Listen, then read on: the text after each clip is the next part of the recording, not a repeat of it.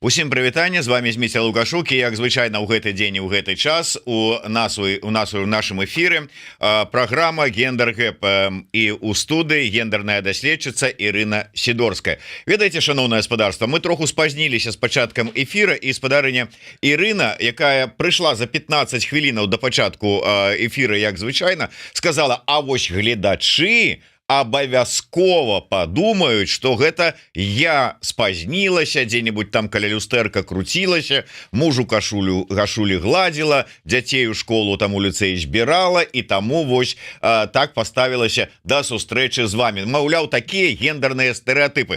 Напішыце нам, калі ласка, у каментарах, ці сапраўды вы так падумалі, што з-за гэтага менавіта мы спазніліся з пачаткам эфіра.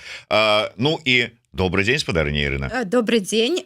Ну, наша ж перадача на самой справе про гендерные стереотипы. И давайте скажем, что спазніліся мы ўсё ж таки не таму, что жанчыны згодна з гэтымі стереотипами спазняются на сустрэчы, а таму, что у нас были тэхнічныя праблемы, и мы их вырашылі. Ну, справа ў тым, что фактычна заўсёды у нас за нейкіх тэхнічных момантаў, калі здараюцца нейкія такія затрымкі, то з-за тэхнічных момантаў рэдка калі спазняецца эксперт, але і тое не таму, што ён там яму ці ёй там нешта кашулю гладзіў ці нейкія іншыя гендерна-стэрэатыпныя рэчы выконваў, а вот, ну я не ведаю, таксі не туды павезла, ці вот пробка ў горадзе, ці яшчэ што-небудзь. Але што сапраўды вот вы шчыра перакананыя, што да такой ступені гендерныя стэрэатыпы у беларусаў і ў грамадстве, што калі вот нават такі выпадак, вось спазненне, значит вінавата жанчына.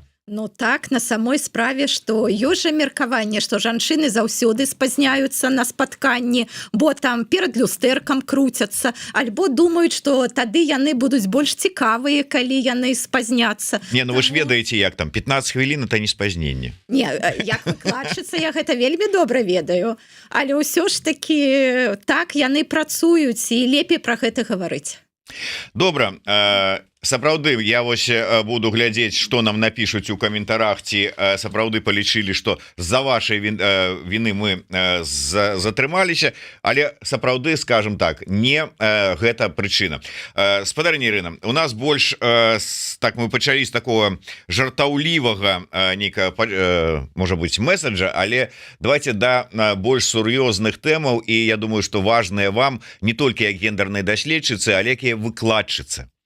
Таму что 1 верасня, ну так, пачатак навучальнага года, скажем так, і да пачатку гэтага году Лукашенко зладзіў такі, я не ведаю, тур адукацыйны. Спачатку ён правёў такі стендап, сабраўшы выкладчыкаў, настаўнікаў на такі як педсавет, як яны назвалі гэта. Потым была паездка да студэнтаў, куды ў Віцебскі універсітэт, што адно, што другое, трэшу хапала і там, і там. Але давайте пачнем з першай паездкі, вось дакладней з першай сустрэчы гэтага педуніверсітэта. І ведаеце, пачнем, можа быць, такога невялікага відэо, якое я попрасіў, каб наш гукаінжынер падрыхтаваў, і пра тое, што ну, карацей кажучы, як сапраўдныя мужыкі нарэшце прыйшлі ў школу, і якая гэта шчасце і радасць. Першы, да, калі ласка.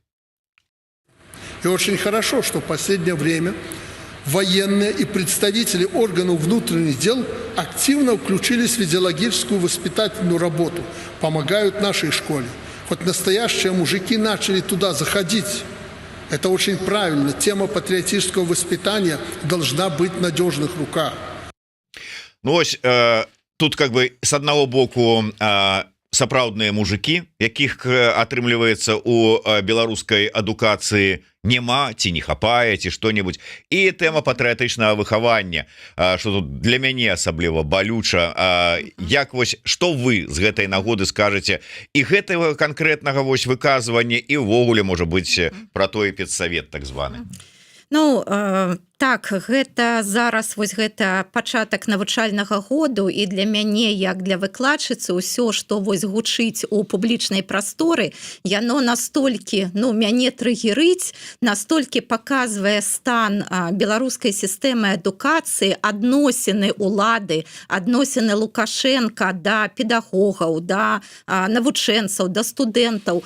Што я вось яшчэ раз пераконваюся ў тым, што ў нас тут вялікія праблемы, і я вось, напрыклад, вельмі аптымістычна бачу будучую новую Беларусь, але я зусім не так аптымістычна наконт праблемаў з адукацыі і перш за ўсё вышэйшай адукацыі, вось таму, што я бачу зараз, дзе мы знаходзімся і якія меседжы, якія каштоўнасці, якія прынцыпы там зараз ёсць.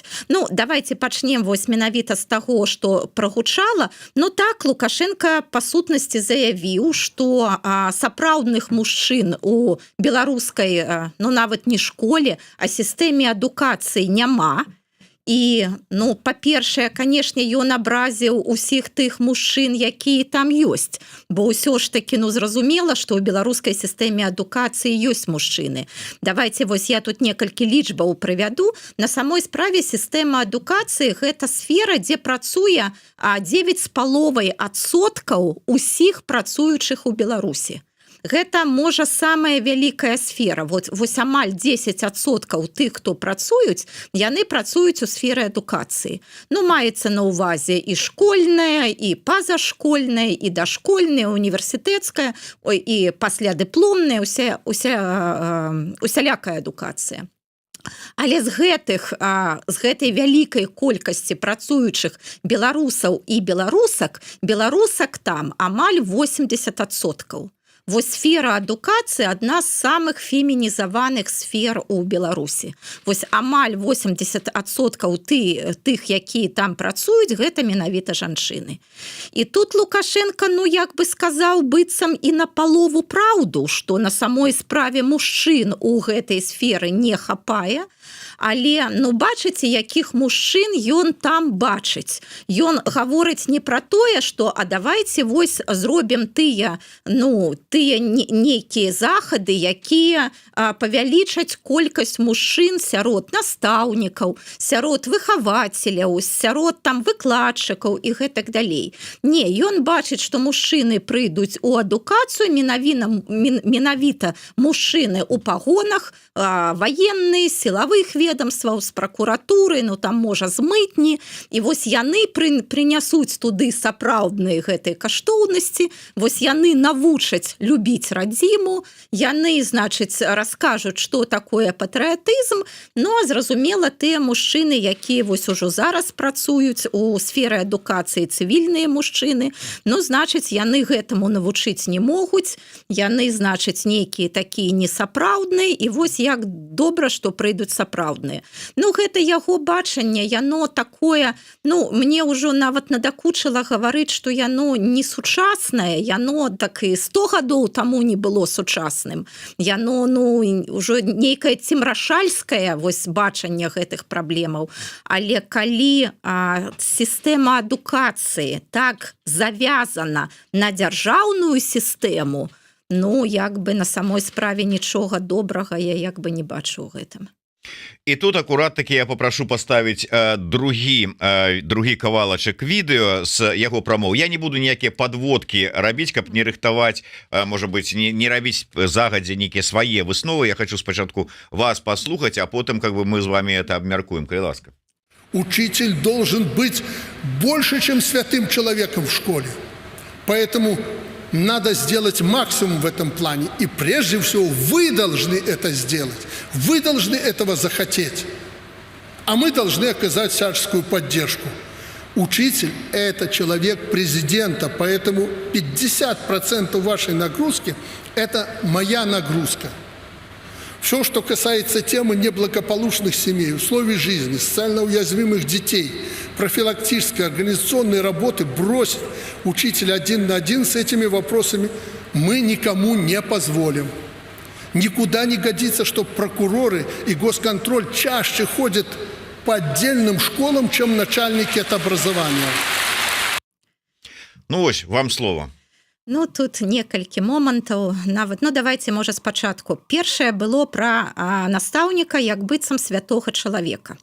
Вось як быццам гэта, ну, можа нават там камплімент, можа як бы, ну, вось як бы кіраўнік дзяржавы паказвае, як трэба ставіцца да настаўнікаў. Але я звярнула ўвагу, што ў гэтай прамове Лукашенко вельмі часта выкарыстоўваў менавіта вось такі рэлігійныя метафоры. Ён гаварыў пра тое, што настаўнікі гэта святыя людзі. Ён гаварыў пра тое, што дзеці павінны ісці ў школу як у храм. І ён некалькі раз гэта паўтараў. Нават яго першае пытанне же, нарада пачалася з таго, што міністр адукацыі Іванец зрабіў сваю справаздачу, і вось першае пытанне было Лукашэнкі: а ці ходзяць зараз дзеці ў школу як у храм? А потым яшчэ былі, значыць, размовы пра тое, што падручнік павінен стаць іконай, што, значыць, вось да падручніка павінна быць стаўленне да іконы, і вось такіх метафор было шмат. І вось я так задумалася, а наогул для чаго, вось, калі мы разважаем пра адукацыю, гаварыць, вось, ужываць гэтыя рэлігійныя метафоры? Ну, рэлігія – гэта рэлігія, а як бы адукацыя – гэта як бы зусім іншая. Нават калі б была... Ну... Сезон адпускоў да каманды спічрайдераў Фёдор Поўны далучыўся. Ну, можа і так, але на самой справе школа – гэта там, дзе людзі выпрацоўваюць новыя веды, дзе павінна быць крытычнае стаўленне да тых ведаў, якія былі назапашаны раней.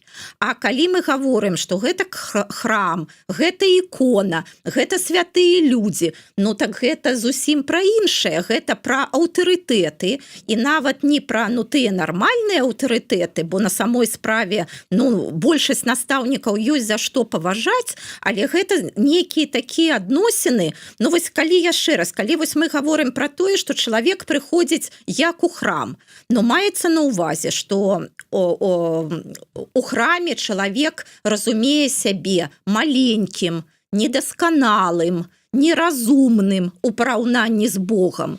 І зразумела, што ніякіх там партнёрскіх, там аднолькавых адносін паміж там вось Богам і чалавекам не бывае.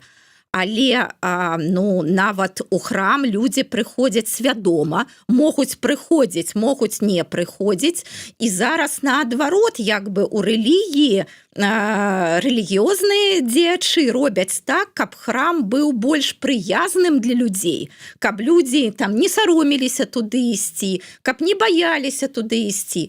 А калі Лукашенко першае пытанне гаворыць пра тое, што вось ці ідуць зараз дзеці ў школу як у храм, і каб у іх дрыжыкі былі, калі яны ідуць у храм, настаўнікі для іх павінны быць святымі людзьмі, а падручнік павінен быць іконай, ну, я наогул як бы нічога не разумею, бо дзеці як бы не выбіраюць ісці ў школу альбо не. Яны павінны туды ісці, і вельмі добра, каб школа... каб яны разумелі школу як месца, дзе іх любяць, дзе іх прымаюць, дзе з імі гавораць як з асобамі, дзе іх паважаюць з усімі іх асаблівасцямі, можа, нейкімі недасканалымі, хібамі і гэтак далей. А вось гэтыя ўсе рэлігійныя метафоры, ну, паказваюць, што і школа у Лукашэнкі, вось гэта тая ж самая сістэма панавання і падпарадкавання, калі ўсе школьнікі, яны падпарадкуюцца там настаўнікам, дырэктару школы, дырэктар школы падпарадкуецца там міністру адукацыі, а міністр адукацыі Лукашэнку. Вось пабудаваная ўся гэтая сістэма.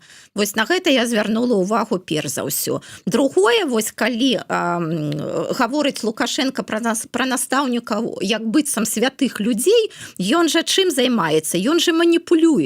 Ён гаворыць, што гэта ад вас усё залежыць. залежыць, што вось як дзеці будуць там ставіцца да школы. Нават потым вось у гэтай цытаце не было, але далей ён пра гэта гаварыў, якія будуць заробкі, гэта таксама ад вас, настаўнікі, залежаць. Вось калі вы там добрых, значыць, спецыялістаў выхаваеце, яны, значыць, гэтыя грошы тады, значыць, яны будуць добра працаваць, і у вас будуць добрыя грошы. Таму вось такіх маніпуляцый, як бы з аднаго пункту гледжання, як быццам Лукашенко гаворыць пра тое, што настаўнікі гэта вельмі патрэбныя людзі, што, значыць, трэба там павышаць заробкі і гэтак далей. Але у як бы іншым сваім сказе ён гаворыць пра тое, што гэта за ўсё адказныя самі настаўнікі, і вось каб настаўнікі так сябе паводзілі, так і дзеці бы сябе таксама так паводзілі і гэтак далей. Ну і, канешне, вельмі вось, не тое, што нават трыгерыць, калі Лукашенко гаворыць пра тое, што настаўнік гэта чалавек прэзідэнта. Я не ведаю, гэта вось як бы дыягназ усёй той сістэме, якая зараз выбудавана, бо зразумела, добрыя настаўнікі гэта тыя, якія працуюць на карысць дзяцей, якія працуюць там, якія спецыялісты ў сваёй справе. Яны працуюць адпаведна там з адукацыйнымі стандартамі і прафесійнай этыкай. А як яны там ставяцца да поглядаў там прэзідэнта, міністра, там яшчэ каго, гэта іх справа, і гэта ні ў якім разе не павінна ім перашкаджаць працаваць. Таму вось я яшчэ раз гавару пра тое, што нам прыйдзецца у дэмакратычнай Беларусі вельмі шмат працаваць для таго, каб адвязаць сістэму адукацыі ад дзяржавы. І гэта на самой справе будзе нелёгкая работа. А тое, што робіцца зараз, яно паказвае, здаецца ўжо, як бы мы часта пра гэта гаварылі, што дна няма, але вось, чарговы раз бачыш, што, аказваецца, яно ўсё далей і далей. Ведаеце, слухаючы вот ваши развагі пра вось гэтыя параўнанні там з іконамі, з храмамі і ўсё такое, мне чамусьці прыгадалася Біблія. І калі Ісус прыйшоў в храм і убачыў там гандляроў з іх жывёламі і мянял з іх сталамі, сплёў з вяровак бізун і пагнаў усіх з гэтага храма і пераварачваў сталы. Адразу узгадваюцца гэтыя выбарчыя камісіі со сталамі, дзе мяняюць сумленне на нейкія там выбарчыя галасы там і сімпатыі і ўсё астатняе. Вот нейкія такія паралелі, ці яны не маюць месца? Яны маюць месца. Мы паказваем, як сістэма адукацыі завязана на дзяржаўную сістэму і якімі залежнымі на самой справе з'яўляюцца настаўнікі і перш за ўсё настаўніцы. Вось у нас усё ж такі гендерная перадача, і трэба паказаць вось менавіта гендерны бок праблемы.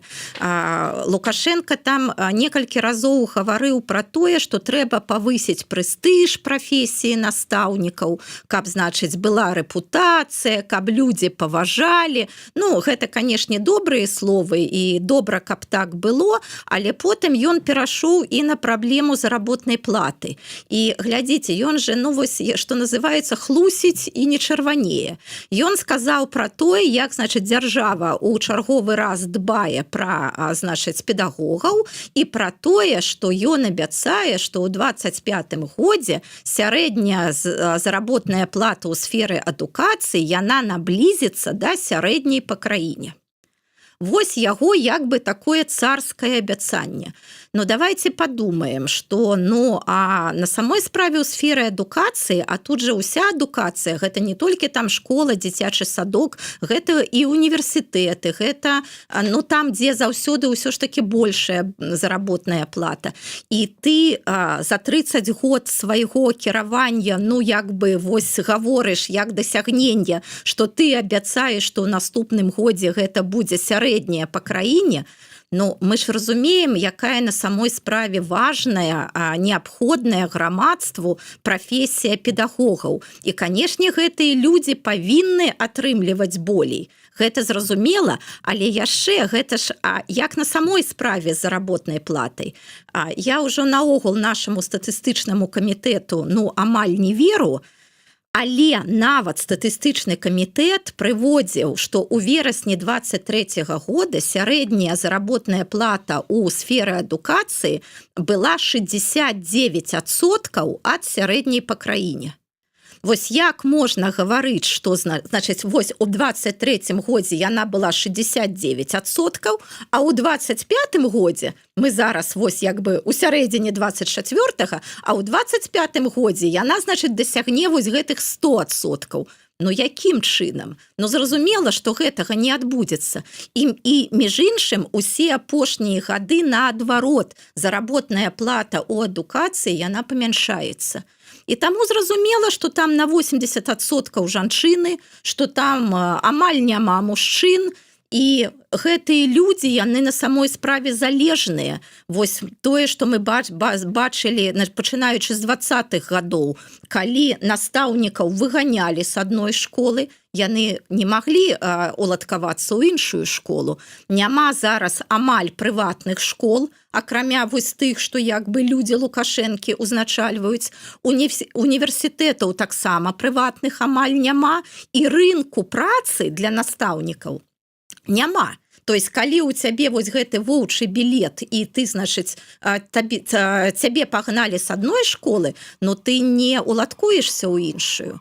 І, канешне, як бы людзі, вось яны і вымушаны тады рабіць тое, што як бы ад іх патрабуюць. Мяне асабліва, канешне, у гэтай прамове закранула частка пра людзі прэзідэнта. Я ўзгадаў сваю размову з тагачаснай старшынёй цэнтра выбаркама Лідзіяй Ярмошынай, тады это быў год 16 ці 17, калі яна міжволі, так паміж там проста, як нічого, нешта незначнае, сказала: я чалавек каманды прэзідэнта. Вот у прынцыпе, калі вот глядзець, здавалася б, а што тут такога? Мы і так ведаем, што ты чалавек каманды прэзідэнта, на яго працуеш. Але па вялікаму рахунку мы ведаем, што нібыта пасада старшыні цэнтр выбаркама павінна быць самая нейтральная, самая незалежная, самая ні да каго не прывязаная. А тут канкрэтна, я працую на яго. Што ён скажа, тое і выконвае. А тут настаўнік, гэта чалавек прэзідэнта, гэта пажаданне, гэта типа чарговы намёк, там вы ж тут не мусіце мне здрадзіць, ці што гэта? Ці это такое вот уже стаўленне і да настаўнікаў, што а куды вы дзенецеся, вы тут павінны на мяне працаваць. Гэта ўсё то, што вось вы сказалі, што я сказала пра тое, што вы людзі залежныя, вам няма куды ісці на самой справе, але гэта і разуменне Лукашэнкам, што вось сістэма адукацыі гэта адзін, напэўна, з галоўных інструментаў захавання яго гэтай аўтарытарнай сістэмы. Вось менавіта на сістэме адукацыі, там на сістэме прапаганды перш за ўсё трымаецца яго ўлада, бо адукацыя, гэта вельмі важна для людзей, для грамадства, у кожнага і кожнай ёсць там дзеці, унукі, там нават нейкія там суседзі, гэтак далей, усе так ці інакш звязаны са сферай адукацыі. Можна вельмі маніпуляваць пра тое, што гэта ж наша будучае, гэта так важна, вось якімі вырастуць нашы дзеці, хто іх там будзе вучыць, па якіх падручніках. Гэта такая сфера для маніпуляцыі вельмі такая прыдатная. Але перш за ўсё сістэма адукацыі ўспрымаецца Лукашэнкам менавіта як інструмент падтрымання яго аўтарытарнай улады. І вось такую атмасферу ён стварае, такіх людзей падбірае. Хтосьці бяжыць наперадзе як бы цягніка і свядома служыць. Большая частка людзей ўсё ж такі, я думаю, несвядома служыць. Яны, я думаю, не бачаць для сябе вось таго, чаго я гавару, нейкай іншай магчымасці працаваць, мець заработную плату. Яшчэ раз, ўсё ж такі мы пра жанчын. А вось чаму жанчыны як бы вельмі часта ідуць працаваць у школу? Вось як вы лічыце? Калі пачытаць, допіс быў у Тацяны Мацкевіч пра тое, што ўсё ж такі, што там можа быць, Тамара Мацкевіч, выбачаюся. Так вот там грамадзянская пазіцыя, яны не хочуць, каб вот ваши дзеці невучамі былі. Так может быть, вот дзеля того, каб невучамі не былі, готовы пайсці на ўсё і фальсіфікаваць выборы і працаваць, ісці он прынцыпе пагаджацца, што я чалавек прэзідэнта, рабіць што заўгодна. Ведаеце, у мяне тут такая таксама асабістая моя пазіцыя, зараз не экспертная. Усё ж таки я бы праводзіла вось гэтую лінію паміж школьнай адукацыі і, напрыклад, там універсітэцкай. Усё ж таки мы пачыналі з таго, што школа яна абавязкова. І на самой справе як бы дзяцей павінен хтосьці вучыць, і я думаю, што на самой справе ёсць частка настаўнікаў, якія такі ў глыбокім падполлі, якія ні ў якім разе не бягуць наперадзе цягніка, а якія імкнуцца рабіць сваю справу, імкнуцца вучыць дзяцей. Вось на самой справе я ўпэўнена, што такая частка людзей ёсць. Але частка ўсё ж такі настаўнікаў, я думаю, што яна не бачыць для сябе вось іншай магчымасці жыць і працаваць. Вось я пачала з таго, што гэта жанчыны. У большасці жанчыны. А школа дае магчымасць жанчынам мець добрую прафесію, мець як бы ўсё ж такі такі пачэсны занятак і сумяшчаць яе з сямейнымі абавязкамі. Вось мы вельмі часта на нашай перадачы гаворым пра тое, што жанчыны вымушаны шукаць тую працу, якая дазваляе сумяшчаць яе з сямейнымі абавязкамі. Вось калі ў яе дзеці і калі ў яе муж, калі ў яе там бацькі, которым яна таксама дапамагае, то вось праца ў школе, яна як бы дазваляе.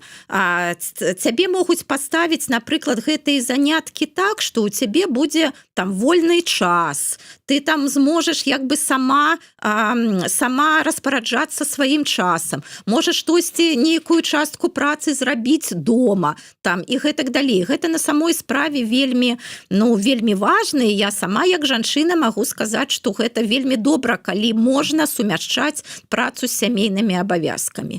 І калі жанчына разумее, што вось там у лепшым выпадку і тады, калі яна будзе не настаўніцай, але, напрыклад, працаваць там ад 8 до 17 гадзін, гэта для яе будзе такім, як бы вельмі складаным выбарам. І я думаю, што ўсё ж такі большасць людзей пытаюцца дыстанцавацца ад тых словаў, якія прамаўляе Лукашенко, але, можа, як бы, канешне, мы не в іх сітуацыі, мы як бы на сваім месцу, але ўсё ж такі я бы, напэўна, прызывала бы, рэфлексаваць і думаць кожны раз і як бы, не згаджацца з гэтым, таму, што ты жывеш у гэтых умовах, а ўсё ж такі рэфлексаваць і разважаць над як бы тым, што ты робіш. Максим, глядач наш, піша: я до лета 24-го года знаходзіўся яшчэ ў Беларусі. Мы з бацькамі як маглі падтрымлівалі настаўнікаў нашых дзяцей. Ведалі б вы, колькі з настаўніц сядзіць на антыдэпрэсантах. Вось такая сітуацыя, але ёсць і тыя, якія з радасцю не толькі згаджаюцца быць людзьмі прэзідэнта, але, як вы кажаце, бягуць наперадзе па цягніка. Як тая ж самая рэктарка універсітэта Віцебскага, куды Лукашенко прыязджаў, як яна з радасцю там типа пажартавала, а мы вот гэтых апазіцыйна налаштаваных студэнтаў восенню, верасні 20-го года вывезлі ўсіх у лес на турслёт. Типа намек, вот типа жартачек, типа вот это вот дай-ка я прогнусь, дай-ка я вот как-то вот где-нибудь яшчэ пацалую, калі ёсць незацалованае месца.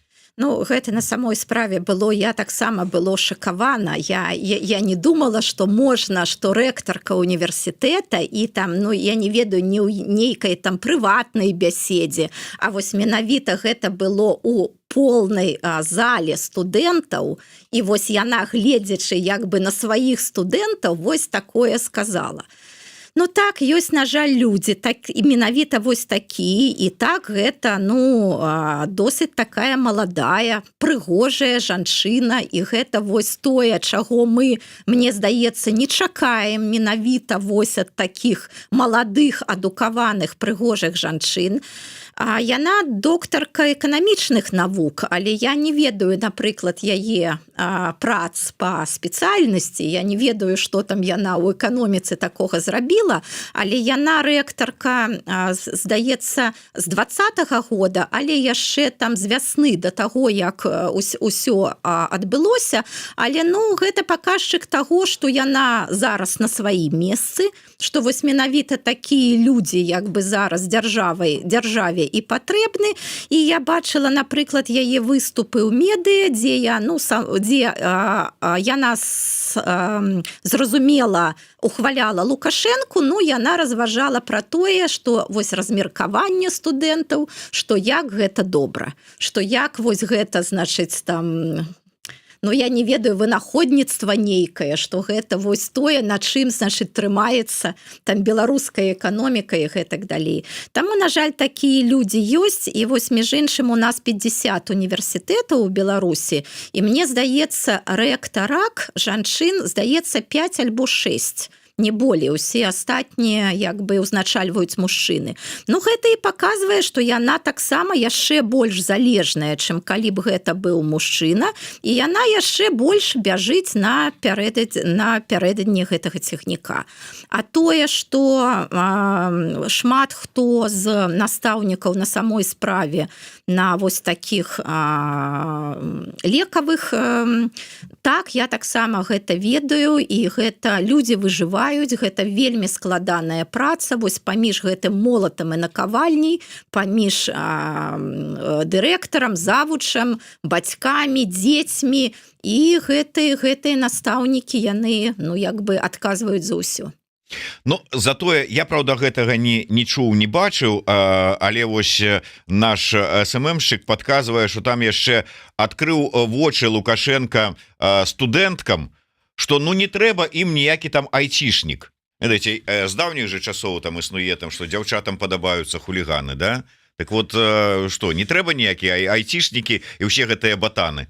Вось я таксама гэтага можа прапусціла, альбо можа ўжо як бы не вытрымала ўсё гэта, але я разумею, ну, зараз жа ідзе гаворка пра рабочыя спецыяльнасці, пра тое, што, значыць, трэба працаваць інжынерамі і ў сельскай гаспадарцы. Лукашенко ж не проста так, напрыклад, ну, не прыехаў у Белдзяж універсітэт. Ну, зразумела, ён па многіх прычынах туды не прыехаў, але ён прыехаў, ну, досыць такую праблемную вобласць, у Віцебскую вобласць. Там шмат у тым ліку людзей, якія заняты ў сельскай гаспадарцы. Ну, ён як бы пытаўся вось панравіцца менавіта гэтым людзям. Ну, і паказаць, што не айцішнікі зараз руляць, а вось так бы простыя хлопцы, там простыя інжынеры, тыя, хто працуе ў сельскай гаспадарцы. Таму, Ну, трэба працягваць как бы думку, таму што руляць і не механізатары, а руляць амапаўцы з губазікаўцамі. Так, і вось калі мы вярнёмся да вось гэтых лінеек, якія былі на 1 верасня, то калі вось яшчэ прыязджаюць там нейкія чыноўнікі ў школы гэтак ужо і як бы і прызвычаіліся да гэтага, але сколькі прыязджаюць у вайсковай форме, у форме сілавых ведомств, і не абавязкова нават у той параднай форме, а ў камуфляжы. І вось калі мы з гэтага і пачыналі, гэтыя ж людзі ў пагонах, яны прыносяць мілітарызацыю, яны прыносяць ідэалагізацыю, а усе гэтыя профільныя класы гэтых пракурорскіх, гэтых там будучых міліцыянтаў, там мытнікаў і гэтак далей. І гэта вось прывучаюць дзяцей падпарадкаванню, прывучаюць хадзіць у форме, прывучаюць хадзіць строем. Ну, гэта вельмі негатыўныя тэндэнцыі. вот подказываюць, што ён там казаў, што інжынеры лепей за айцішнікаў, бо інжынеры ведаюць, што такое розетка. Ну, дзякуй Богу, што Лукашенко ведае, што такое розетка. Ён ведае ўсё, вы ж ведаеце, ён куды не прыйдзе, ён оказывается, значыць, вось ён і настаўнік, ён там і прапагандыст, ён там, ну, ён усіх навучыць, як трэба працаваць. Ну, конечно, а что тут здзіўляцца? Ён там і та сама Сярэдзіча вучыў газету, як верстаць правільна, ён і ўсё астатняе табе тут раскажа і пакажа, касманаўт першы і ўсё і гэтак далей. Давайте, можа быць, адыдзем ад гэтай тэмы, але слухайте, ну давайте про пазітыў. Я так разумею, что гендерны пазітыў, что колькі ж казалі про тое, что вот не даюць жанчынам ісці там у нейкую там прафесіі, я не ведаю, там шпала укладчыцай, ну не шпала укладчыцай, але вот машиністкай на чыгунку. Спісак забароненых прафесій для жанчын до сих пор існуе ў Беларусі. Ну вот зараз вот открываюцца новыя магчымасці, машиністка можа пайсці. Так. Ну нормально? Ну як быццам, так. А что не так? Ну, давайте коротко, может, дадим контекст, что значит вось про тое, что людей звальняюць, люди уходят сами, и на беларускай чыгунцы зараз дэфіцыт машиністаў і памочнікаў машиністаў. Хотя, як я разумею, гэта, ну, вельмі такія паважаныя люди, гэта такая вельмі прэстыжная прафесія, і калі вось параўноўваць усё ж таки з педагогамі, то вось мы сказали, что ў сферы адукацыі амаль усе жанчыны, а мы ўжо з вами ведаем на гэтай перадачы, што жанчыны там, дзе не прэстыжна працаваць, дзе складана працаваць, дзе мала плацяць, але патрэбна спецыяльная адукацыя, патрэбны там намаганні душы, сэрца і гэтак далей. А вось, значит, там, дзе жанчын няма, там плацяць значна болей. Таму я так думаю, што калі ўжо няма машыністаў і памочнікаў машыністаў, ну, кадравы голад на самой справе існуе, ён, канешне, вызван перш за ўсё гэтымі штучнымі прычынамі, таму што патрэбны не прафесійныя лаяльныя людзі, а ўсіх прафесіяналаў, хто там за не таго падпісаўся на выбарах, як бы пагналі, ну і зразумела, значыць, патрэбны новыя кадры. І так, значыць, у якасці адной з мер гэта каб вось прыцягваць жанчын на гэтыя пасады машыністаў і памочнікаў машыністаў. Но на самой справе гэта з пункту гледжання гендернай роўнасці добра. Гэта яшчэ раз паважная прафесія. У Беларусі гэта, ну, чыгунка адыгрывае вельмі значную ролю ў нашай эканоміцы і вельмі добра, калі туды прыйдуць жанчыны. Але давайте скажам пра тое, што мала сказаць, што вось жанчыны прыходзьце на лакаматыў, ну як раней было там дзяўчаты на трактар. Ну, трэба ж стварыць умовы для таго, каб жанчыны маглі там працаваць. Я сама не была ўсё ж такі ў лакаматыве, але думаю, што, як заўсёды, працоўнае месца, яно створана для такога сярэдняга машыніста, а гэта значыць для мужчыны, там, ну, прыкладна там, ну, рост мужчыны сярэдняга болей, чым рост сярэдняй жанчыны, там большая длина ног, рук і гэтак далей, большы разварот плечаў, і вось гэтае рабочае працоўнае месца, яно створана пад мужчыну. І калі нічога ў гэтым працоўным месцы не стварыць, а вось проста, значыць, пасадзіць туды жанчыну, ну, перш за ўсё, зразумела, трэба навучыць, то жанчыне будзе больш складана, бо ёй будзе нязручна, яна будзе хутчэй стамляцца, яна там будзе рабіць больш памылак не таму, што там яна не здольная, альбо там не умная, а таму, што вось менавіта не створаны для яе умовы. Ну і далей, гэта вось калі мы там маем на ўвазе толькі саму гэтую машыну, гэтую кабіну.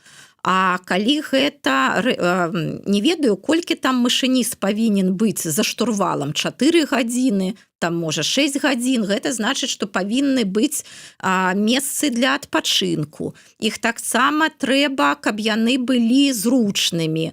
Ну, тут можна такую аналогію зрабіць, вось калі жанчыны не працавалі дальнабойшчыцамі, А на дарогах не было нічога, не тое што там матэляў, душавых, там нават прыбіральняў амаль не было. А вось калі прыйшлі ў прафесію жанчыны, вось яны агучылі патрэбу, што давайце мы ўсё ж такі зробім цывілізавана гэта ўсё. Ну і зараз па еўрапейскіх дарогах так прыемна ехаць, ведаеш, што заўсёды можаш адпачыць і ўсе магчымасці для гэтага ёсць. Таму я думаю, ну што будзе так і са сферай чыгункі, але ўсё ж такі трэба спачатку стварыць умовы, а потым клікаць туды жанчын. А не вось проста, што жанчыны прыходзьце, ах, так вы не прыходзіце, так вы на самой справе не хочаце гендернай роўнасці. Альбо вы прыйшлі, там папрацавалі 2 месяцы і пайшлі, ну так вось гэта таму, што вы жанчыны, вы не здатныя. Таму трэба не толькі вось сказаць, што хай прыходзяць жанчыны, а стварыць да гэтага умовы. І тут знайшлі ўсё ж такі нейкі негатыў і ведаеце, я нават рады, што нам не хапіла часу абмеркаваць яшчэ одну тэму, бо добавілі б яшчэ, я не ведаю, тут нават не лыжку, а нават добры такі чарпак дзёгця ва ўсё, што можна. Гэта вот новыя тренды, якія ёсць сярод маладых жанчынаў ва ўсім свеце, якія адмаўляюцца ад спатканняў з хлопцамі і ад сексу. Я нават не хочу гэта абмяркоўваць, бо ну що, куда коціцца свет? Зусім свет змяніўся, нейкі зусім ён праблемны і не вельмі прыемны для мужчын. А мне здаецца, што вось менавіта мужчыны такой свет пабудавалі. І мы зараз вось як бы імкнемся яго зрабіць лепей. Ну хто б сумняваўся? Не, я не ў тым, што сумняваўся, што жанчыны спрабуюць зрабіць лепей, а хто яго давёў да гэтага, тут уж как бы да, тут сумневаў няма. Тым не менш, вось на такой, можа быць, ізноўку троху гумарной ноце, хаця тут асабліва і гумарыць-то няма-то пра што на самой справе. Я думаю, што мы гэтую тэму закранем, але наступным разам. Дзякуй вялікі. Ірына Сідорская, Зміцер Лукашук былі з вами ў праграме Гендер-гэп. Кожны раз мы для вас рыхтуем цікавыя тэмы. Сачыце за нашымі эфірамі. Подписывайтеся. Ну і жыве Беларусь.